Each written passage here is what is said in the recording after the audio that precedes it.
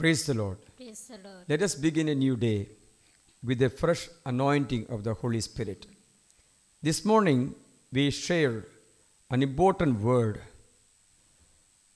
Numbers chapter 12, verse 1 onwards.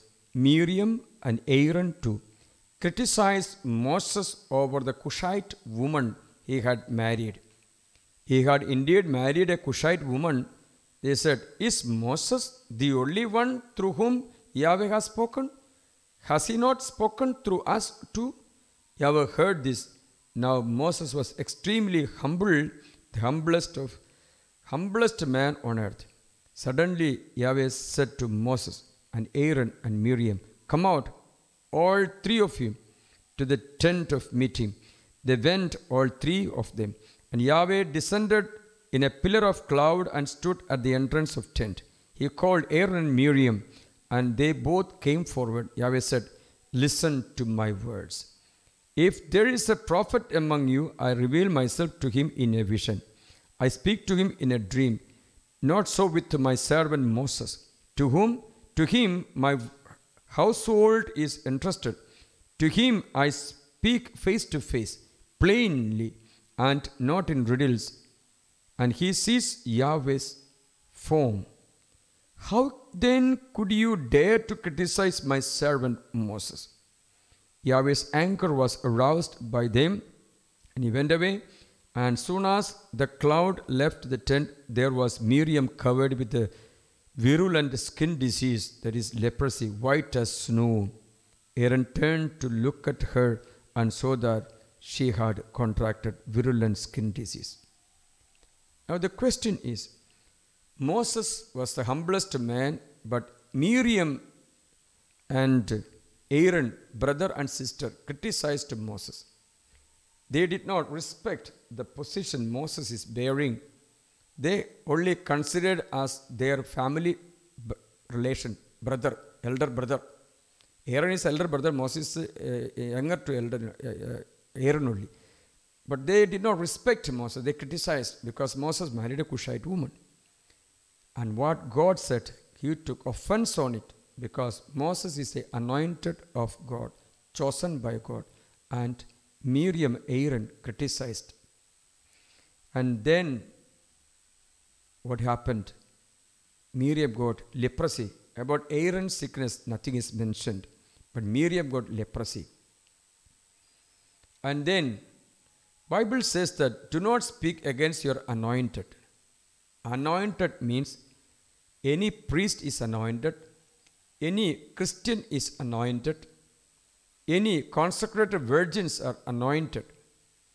In that sense, you cannot speak against priest or criticize him, or against the consecrated virgins, or even against a fellow Christian or a child of God. God doesn't appreciate this character. It can bring unnecessary harm. Psalm 105 verse 15 says, "Do not touch my anointed. Do no harm to my consecrated." So Psalm 105 verse 15 reminds us how serious God means when he says, "Do not touch my anointed." I read, "Do not touch my anointed ones. To my holy prophets you may do no harm." It's a very dangerous statement, but we often violate. Even a priest should not criticize another priest. A layman should not criticize a priest, or a priest should not criticize any person. This is what God hates. Complaining is not the style of Christian. Our ministry is not complaining ministry, but intercessory ministry. Intercede and pray. So, when a priest commits sin, the family of the priest is affected.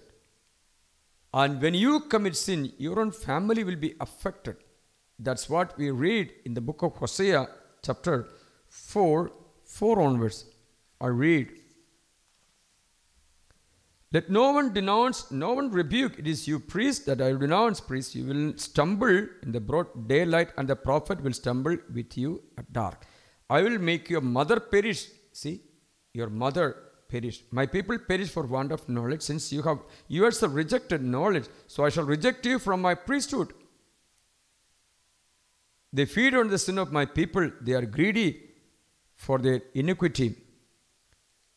But as with the people, so with the priest, I shall punish them for their conduct. I shall pay them back for their deeds. They will eat, but never satisfied. They will play the world, but not grow more prolific, since they have deserted Yahweh to give themselves up to worry. So, no childbearing, no financial prosperity, no happiness comes to those who are criticizing. We pray in Jesus' name that our habit should not be criticizing, but of praying and intercession. And I pray today to bless you. In the name of the Father, Son, and the Holy Spirit. Amen.